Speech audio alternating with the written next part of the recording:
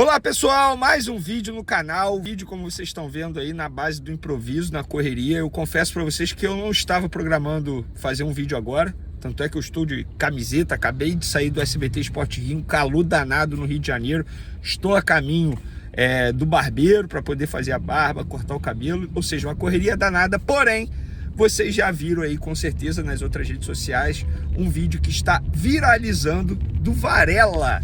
Pois é, o Varela foi detido, entre aspas, teve o carro parado no meio da confusão da torcida do Peñarol, aqui no Rio de Janeiro. O Peñarol que encara o Botafogo nessa quarta-feira pela semifinal da Libertadores. Jogo esse que poderia ser o Flamengo, né? Se o Flamengo não tivesse feito a vergonha que fez diante do Peñarol e foi eliminado para a equipe uruguaia, poderia ser Flamengo e Botafogo, mas não é. E aí o Varela, envolvido nessa confusão toda aí, foi detido, vários vídeos viralizando, jogadores, torcedores revoltados pelo fato do Varela estar no meio da confusão. Mas o que ele estava fazendo ali? O que aconteceu? A gente vai explicar toda a situação. O Flamengo, inclusive, já se manifestou. E nessa nota ainda tem um outro ponto que está gerando muita polêmica, que aí eu vou trazer para vocês também, de uma confraternização dos jogadores. Mas que confraternização é essa? Confraternizar, comemorar o que exatamente? Essa é a pergunta que eu vou fazer para vocês aqui, e eu vou responder essa pergunta, eu vou dar minha opinião, inclusive, sobre o Varela também. Vamos lá, pessoal, vamos falar do Varela, porque é o seguinte, o que eu falei na minha introdução, e vocês provavelmente já viram um vídeo do Varela no meio da confusão da torcida do Peñarol. Enfim, vou trazer tudo que eu consegui apurar sobre essa situação, pelo menos até o momento. O jogador alega que recebeu ligação de dois amigos que estavam lá no hotel do Peñarol, que no meio da confusão pediram ajuda ao Varela, e o Varela acabou indo lá ajudar os amigos. Beleza. E aí, quando ele estava voltando, saindo do hotel, veio uma viatura na contramão, uma viatura no meio daquela confusão. Gente, tá uma confusão assim bem séria, não tá brincadeira não, ônibus, botaram fogo em ônibus, botaram fogo em moto, e tudo começou porque uruguaios furtaram o celular dentro de uma padaria, e aí começou toda a confusão. Enfim, confusão séria, com direito à tropa de choque. A polícia está tendo muito trabalho com esses uruguaios que estão aqui no Rio de Janeiro para acompanhar o jogo contra o Botafogo. E aí o Varela saindo, veio uma viatura na contramão, parou o carro dele, o Varela abaixou o vidro, tentou explicar que ele era jogador do Flamengo, que ele não estava envolvido na confusão, mas os policiais não quiseram nem saber dessa situação, mandaram ele sair do carro. O carro foi revistado porque eles poderiam desconfiar que tinha algum torcedor do Peñarol ali dentro e estava fugindo no carro do Varela. Enfim, aí teve gente filmando o Varela, entre aspas, detido, mas foi, como a gente diz aqui no Rio de Janeiro, não sei como é que falam aí na cidade de vocês, foi uma dura da polícia. A polícia para, revista para ver se tem droga. Enfim, os policiais ou não acreditaram que ele era jogador do Flamengo, ou apenas não estavam nem aí que ele é jogador do Flamengo e fizeram o serviço deles. Enfim, isso aí eu deixo para vocês avaliarem se isso deveria ser feito ou não. O fato é o seguinte, gente, o vídeo viralizando, vários vídeos viralizando, o Flamengo veio a público dizer que o jogador foi resgatar dois amigos que estavam precisando de ajuda, e que o jogador já estava a caminho de uma confraternização entre jogadores e comissão técnica do Flamengo. A minha pergunta é o seguinte, vamos lá, o Varela é super-herói? O Varela vai fazer o quê ajudando esses dois amigos no meio da confusão dos torcedores do Peñarol? O Varela não trabalha na polícia, o Varela não é advogado, o Varela é apenas jogador do Flamengo. Por que ele foi lá? É isso que eu falo, gente. Para e pensa, raciocina um pouco. Ele tinha que parar e analisar que ele é uma figura extremamente pública, ele é jogador do Flamengo e tá tendo uma confusão da torcida do Peñarol. Torcida essa que um dia matou de maneira covarde um torcedor do Flamengo em 2019 aqui. Já existe toda uma rivalidade. Custava ele parar e analisar e dizer, não posso ir aí, porque se eu sou visto por alguém, se um vídeo meu viraliza, eu estou ferrado com a torcida do Flamengo. Mas não, o jogador não pensou, o jogador foi lá e aconteceu o pior. E aí, segundo o Flamengo, o caso está entregue ao Marcos Braz. Marcos Braz, dirigente esse que um dia bateu num torcedor do Flamengo e mordeu a virilha desse torcedor. Olha como o Flamengo é animado.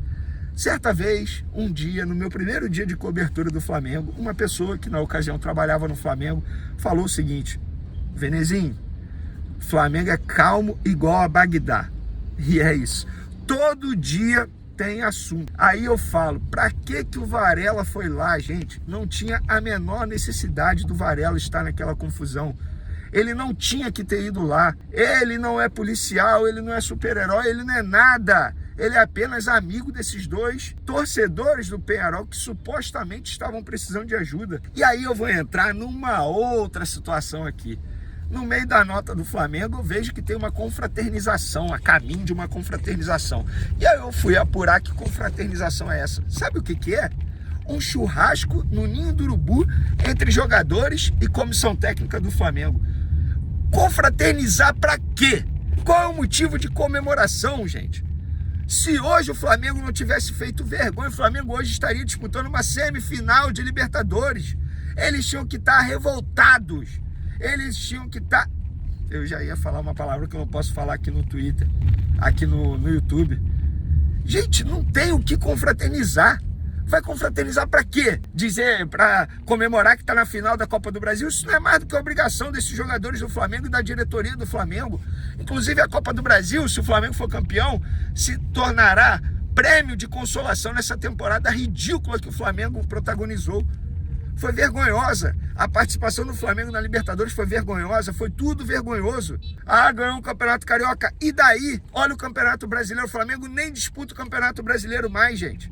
Briga para ficar no G4. Vai confraternizar para quê? Ah, é para a comissão técnica conhecer o jogador. O Felipe Luiz jogou com todos esses jogadores. Vai confraternizar o quê? Vai comemorar o quê, gente? Isso é falta de comando.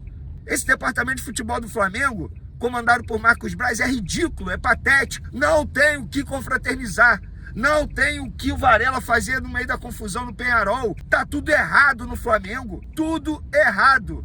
Eu não vou passar pano para esse tipo de situação. E o senhor Varela tem que vir a público numa entrevista coletiva se justificar.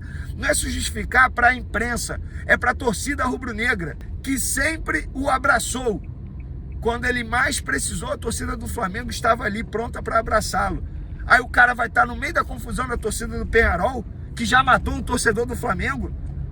Falta de noção, falta de respeito, falta de tudo. Sobretudo, falta de comando desse departamento de futebol do Flamengo ridículo, que nesse momento está confraternizando no Ninho do Urubu.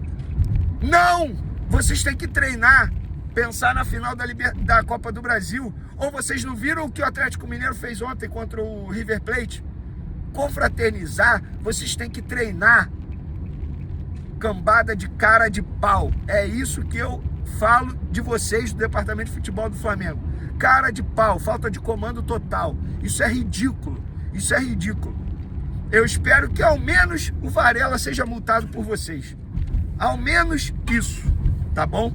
E só para finalizar uma informação atualizando aqui, o De La Cruz sofreu uma lesão de grau 2, ou seja, não joga as finais da Copa do Brasil contra o Atlético Mineiro. Mais uma preocupação para o técnico Felipe Luiz, que nesse momento está fazendo uma confraternização com os jogadores do Flamengo. E eu faço a mesma pergunta que eu fiz aí durante esses quase 10 minutos de vídeo. Confraternizar o quê? Comemorar o quê? Essa resposta eu deixo para vocês aí nos comentários, vocês podem comentar à vontade. Tamo junto, forte abraço, obrigado a todos que acompanharam o vídeo. Não deixe de se inscrever no canal, ativa a notificação, isso me ajuda demais, de verdade. E peço desculpa novamente pelo ambiente do vídeo aí, mas é tudo na base da correria. Vamos lá, galera, vamos falar desse zagueiro do Botafogo, que foi ao CT do Flamengo. Na verdade, esse zagueiro do Botafogo, ele pertence ao Flamengo. É o zagueiro Pablo, é isso mesmo, que não entra em campo, galera, desde o dia 21 de abril. Ele tem apenas 2 jogos na temporada, sendo 73 minutos pelo Flamengo contra a Portuguesa pelo Campeonato Carioca. Depois ele foi emprestado ao Botafogo até dezembro desse ano. Flamengo e Botafogo estão dividindo o salário dele. Ele foi relacionado no dia 18 de abril contra o Atlético Goianiense. Entrou em campo pelo Botafogo no dia 21 de abril, ficou 28 minutos em campo, se machucou e de lá para cá, ó, nunca mais foi relacionado. Eu vejo fotos dele treinando normalmente, mas pelo visto não está nos planos do Alvinegro. E Ontem, segunda-feira, ele foi ao CT Ninho do Urubu, uma informação publicada primeiro pelo perfil Flabase, e nós confirmamos. Ele foi levar o filho dele, que é da categoria sub-9, ele está fazendo alguns períodos de teste lá no Flamengo, porém, a imagem não caiu nada bem lá no lado do Botafogo. Dirigentes do Botafogo não gostaram nem um pouco e trataram a situação como falta de bom senso ou falta de noção do zagueiro do Botafogo, que pertence ao Flamengo. Eles entendem que o zagueiro poderia preservar um pouco, se preservar, não evitar esse tipo de situação, e a imagem está viralizando aí nas redes sociais, e membros da diretoria do Botafogo não gostaram nem um pouco. Pois é, eu acho que o Pablo também poderia ter evitado a fadiga. Quer levar o filho? Beleza, deixa o filho, para no estacionamento, o filho desce do carro, evita postar a imagem ou sair em alguma foto, e na imagem está lá ele dentro do CT Ninho do Urubu, sendo que hoje ele pertence ao Botafogo, querendo ou não. Ele tem contrato com o Botafogo, ele é jogador do Botafogo, por empréstimo, beleza, mas é jogador do Botafogo. Mas, pelo visto, ele não pensa assim. Vamos falar do Corinthians, porque o Corinthians, enfim, pagou ao Flamengo. E a informação do Pix caindo na conta, o Pix chegou, o Flamengo reconheceu o pagamento de R$500 mil pela escalação de Hugo Souza no último domingo, às 13 horas e 26 minutos. Foi exatamente quando o Flamengo reconheceu o pagamento, o famoso 1h26 da tarde dessa terça-feira. Então o Corinthians, até o momento, não deve mais nada ao Flamengo. Porém, se o Corinthians quiser comprar o Hugo Souza junto ao Flamengo, tem o valor da opção de compra que pode ser exercido até o dia 30 de novembro, à vista de 800 mil euros por 60%, ou de maneira parcelada em 4 vezes, 4 parcelas iguais, desde que o Flamengo aceite o fiador, o garantidor, independentemente da nomenclatura aí. O Flamengo tem que aceitar essa empresa como um garantidor de pagamento caso o Corinthians atrase as parcelas. Mas esse negócio aí vai se tornar novela, porque o Corinthians está empurrando com a barriga, já enviou notificação extrajudicial ao Flamengo, o Flamengo respondeu a notificação extrajudicial. Então isso aí vai dar pano para manga, mas até o momento o Hugo Souza pertence ao Flamengo, está emprestado ao Corinthians, tá? E é assim, se mudar a situação, obviamente a gente vai noticiar aqui no canal Vene Casagrande. Falando sobre a final da Copa do Brasil. Antes de falar da final da Copa do Brasil, só uma informação. O próximo jogo do Flamengo é nesse sábado contra o Juventude. O jogo estava marcado para acontecer 7 horas da noite no Maracanã, mas a CBF alterou o horário do jogo para 4h30 da tarde. Segundo a CBF, na justificativa que está lá no site, foi um pedido da emissora que detém os direitos de transmissão, no caso, a Globo. A Globo pediu, a CBF aceitou, acatou e botou o jogo para 4h30 da tarde no sábado, tá, pessoal? Então, anota aí na sua agenda para você não perder. Vai ser sábado porque no domingo vai rolar também segundo turno de eleição municipal em vários lugares, inclusive aqui em Niterói vai acontecer, a cidade que eu moro. Então, só para vocês ficarem bem informados,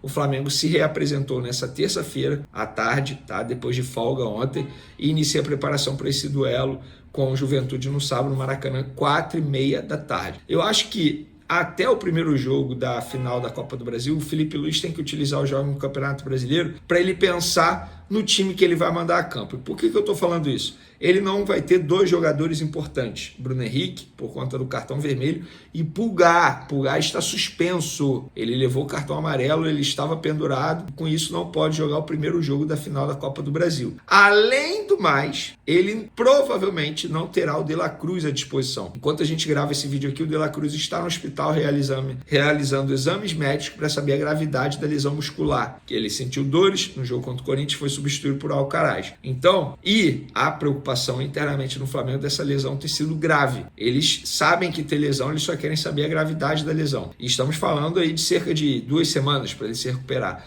E se a lesão de fato for grave, ele preocupa até mesmo para o segundo jogo, marcado para o dia 10 de novembro. Então, a ver, assim que sair o resultado do exame médico, a gente vai publicar primeiro no Twitter, @VeneCasagrande, depois no Instagram, também @VeneCasagrande, e consequentemente aqui no canal Vene Casagrande. E aí, o Felipe Luiz ele tem que pensar em como ele vai armar esse time. Por exemplo, no lugar do Pulgar, eu não pensaria no Alan, eu pensaria no Léo Ortiz fazendo a função no Pulgar e botaria Fabrício Bruno ao lado do Léo Pereira na zaga. No ataque, o Felipe Luiz precisa pensar em como ele vai montar. Ele vai manter Gabigol? Não vai manter Gabigol? Quem vai substituir o Bruno Henrique? O Michael? O Michael precisa melhorar a parte física. O próprio Felipe Luiz mencionou isso, que ele ainda não está 100% após se recuperar daquela lesão muscular que foi bem grave. Então ele precisa pensar nisso tudo, no meio de campo que ele vai ter e também no ataque. No lugar do De La Cruz, eu botaria o Alcaraz, por exemplo, sem sombra de dúvida. E aí eu começaria com Léo Ortiz, Gerson, Alcaraz e Arrascaeta. Então eu pensaria desse jeito no meio de campo. No ataque é uma dor de cabeça aí para o técnico Felipe Luiz. Ele precisa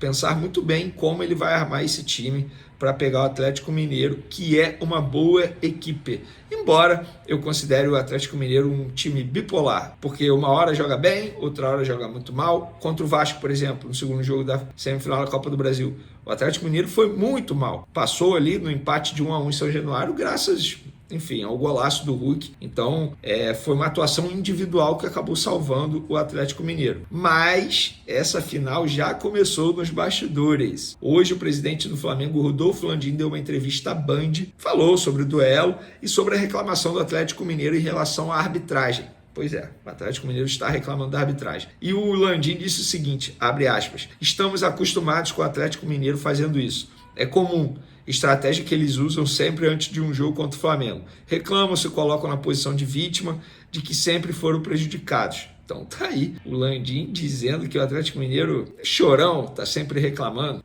Nos bastidores esse duelo já começou. Lesão de La Cruz dá vez a Alcaraz no Flamengo. A hora é agora.